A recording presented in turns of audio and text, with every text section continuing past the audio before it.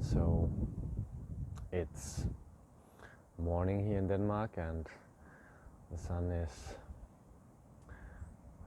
rising, and these days the sun is really out. It's lovely. Still a cold, as you can see. I have gloves and a hat on, and before I start my own practices, I thought I'll do a video and show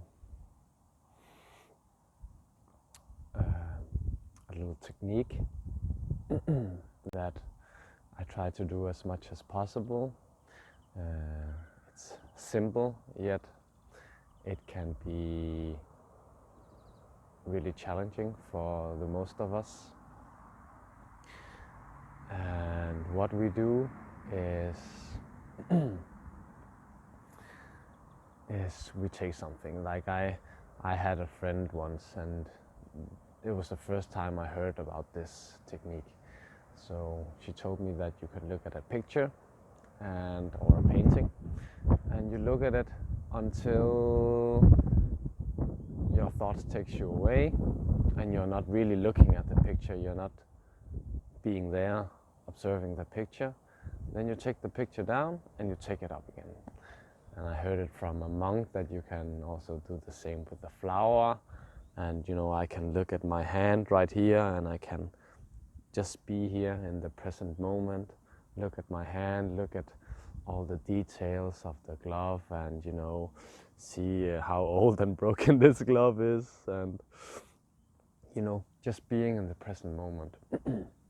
And some people call it mindfulness, some people call it Zen, some people call it being in the present, and some people call it flow. There's so many words for the same thing.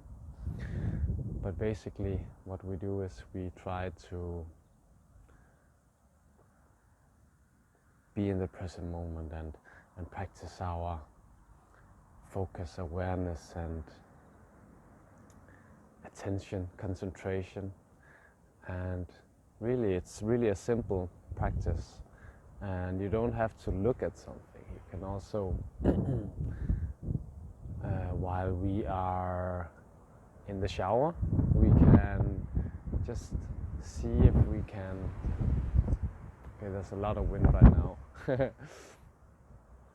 We can see if we can try to feel the water landing upon our body and see how it feels in the body. Maybe we can also go back to the breath, or if we listen to music, we try to listen to that. If we eat, we try to feel how it tastes, how it feels, how we chew, how it feels when we swallow it, and so on and so forth. We can do it with everything, actually. So I'm not gonna sit here and look at my glove for 5 or 10 minutes. So I'm just gonna tell you the technique, and it's the same with me recording this video. Sometimes, probably we all can recognize this when our mind just takes over and we're simply not there. Our body doesn't exist, and what is in front of us we cannot. It's gone, right? And we are kind of like daydreaming. Maybe that's the right word. I'm not sure. So I am gonna tell you guys 2 quotes that I think has really beautiful and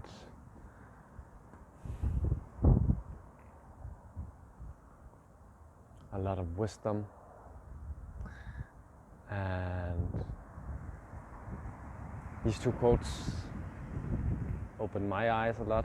So the first one is from our dear friend Socrates, and he once said that happiness is not found in seeking more, but developing the capacity to enjoy less. And first time I read about this, I thought, what the hell is he talking about? Why can't I enjoy myself, right? But later on I understood the meaning behind it. Maybe I don't even know the meaning, the deeper meaning behind it. But so far how I understood is that it's not about us seeking more and living for tomorrow, and this was also the case for me, and this is probably the case for a lot of us, right? That we're always chasing something, that we're always living for tomorrow and can never enjoy what is in front of us right here, right now, right? There was this other incredible guy that I have come to know not many years ago, and he's called Sadhguru, and he said, I can't remember the exact words, but he said that it's not about finding heaven, but learning to be happy even in hell, right? So it's what I understood from this was, it's not about trying to change the outside, it's not about trying to change the circumstances, but what is in front of us right here, right now, even if it's in hell, even if nothing is right and there's a pandemic going on and whatever, and destruction and death, and still we have our own minds, and in the end everything we choose to think, feel, and every action is up to us. So let's see if we can all be a bit more present and be a little less fearful, be a little less anxious, and in the present moment here, maybe you have noticed that as soon as we're in the present moment and we are mindful and we are in zen and we are in flow, everything just